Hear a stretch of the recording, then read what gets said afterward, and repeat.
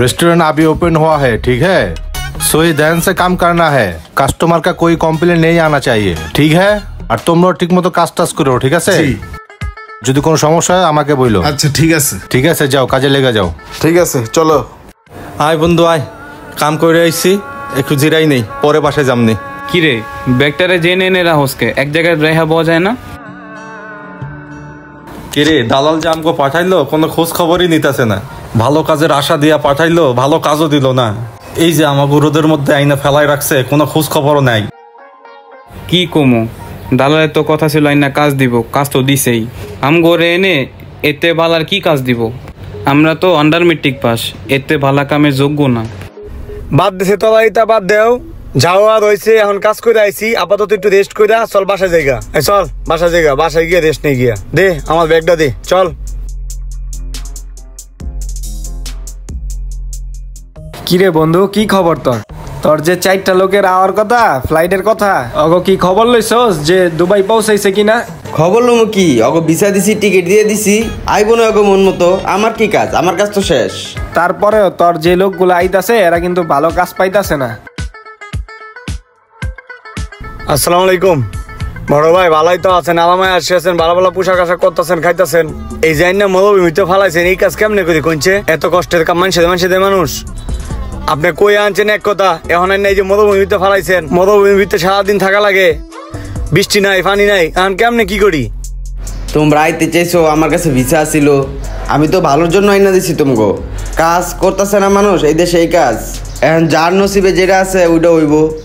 দেখো ভালো কাম আরো পাইতে পারো, আমিও দেখতেছি তোমাকে লেগে দেখি কিছু করতে পারি কিনা।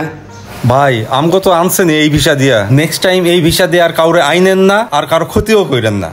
ঠিক আছে ভাই, তো আপনি একটু মাথায় দেখেন আমগো একটু ভালো কাজ টাজ পাইলে ম্যানেজ করে দিন, খুব কষ্টে আছে ভাই। ঠিক আছে তাইলে তোমরা যাও, আমি দেখতেছি তোমাকে বিষয়টা, দেখি কোনো ভালো কাজ পাইলে তোমাকে ইনফর্ম করবো নে। ঠিক আছে ভাই, গেলাম, জানায়েন। কিরে তোর লোকগুলা সবই এরকম কেরফা মেরফা, কইতে পাস এগুলা তুই? আরে বাদ দে, এটির প্রশ্ন করে লাভ আছে? বিরিয়ানি না, চল বিরিয়ানি খাইগা। গোল্ড সুকের এই পার্কে প্রতিদিনই আসি আমি, ওই পাশে একটা সমুদ্র আছে। বন্ধু চল এই রেস্টুরেন্টে যাই, এখানে বাঙালি কিছু লোক কাজ করে, এখানে আলাপ করি, আমাদের একটা কাজ মিল করে দিতে পারে কিনা। আরে বেটা আমগো কি ওই এক্সপেরিয়েন্স আছে রেস্টুরেন্টে কাম করার মতন? আরে ভাই কাম কি কো মায়ের পেটেতে শিখাইছে, আগে ল যাই, যা কথা কয়ে দেখি কি কয়। চল বন্ধু গিয়া দেখি। ভাই একটু এদিকে আসেন। क्या भाई क्या चाहिए? ভাই আপনারে দেখা বাঙালি মনে হয়, বাঙালি না আপনি? জি ভাই বাঙালি, আসলে দুবাইতে একটু হিন্দিটা বেশি চলে তো তাই হিন্দিটাই বলতে হয়। আমরা এখানে খাইতে আসি না, একটু কথা বলতে আসছি, একটু কথা বলা যাবে? জি ভাই বলা যাবে, এখানে 2জন ম্যানেজার আছে, আমি ওনাদের পাঠাচ্ছি, আপনারা কথা বলেন। এখানে বসেন, আমি পাঠাচ্ছি। আপনাদের সব কথাই শুনলাম, আপনারা অনেক কষ্টের দিন কাটাচ্ছেন এই দেশে, কিন্তু আসলে এখানে তো আমরাও কাজ করি, অনেক বছর কষ্ট করার পরে এখানে একটা আরামের কাজ পাইছি। এখন আমাদের এখানে লোক লাগতে পারে, সেই ক্ষেত্রে আমরা আমাদের বসের সাথে একটু কথা বলতে হবে আগে। বস বললে অবশ্যই আপনাদের এখানে রাখা যায়। তো আশিক সাহেব কি বলেন? সেটাই, বসের সাথে কথা বলে দেখা যাক কি করা যায়। তো আমরা আগে বসের সাথে কথা বলি, বলে তারপরে আমি চেষ্টা করবো আপনাদের জন্য কিছু করার।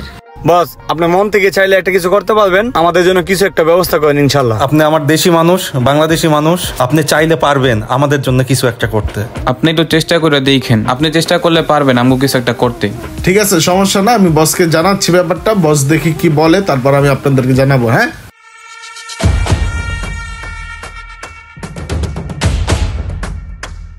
ভাই খাবার নেন, শুরু করেন। বসকে আমি সব বলছি আগেই, আমাদের বস কিন্তু মাটির মানুষ।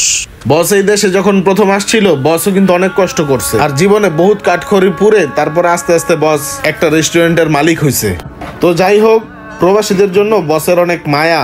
বস আমাকে বলছে আপনাদেরকে রাখার জন্য, আপনারা আশিক সাহেবের আন্ডারে থাকবেন, কিচেন থেকে কাজ শুরু করবেন, উনি সব কাজ বুঝাই দিবে। ঠিক আছে, সকল কাজ, থাকা খাওয়া বেতন সবকিছু আশিক সাহেবই দেখবে। ঠিক আছে, খাওয়া দাওয়া শেষ করেন, কালকে থেকে ডিউটি।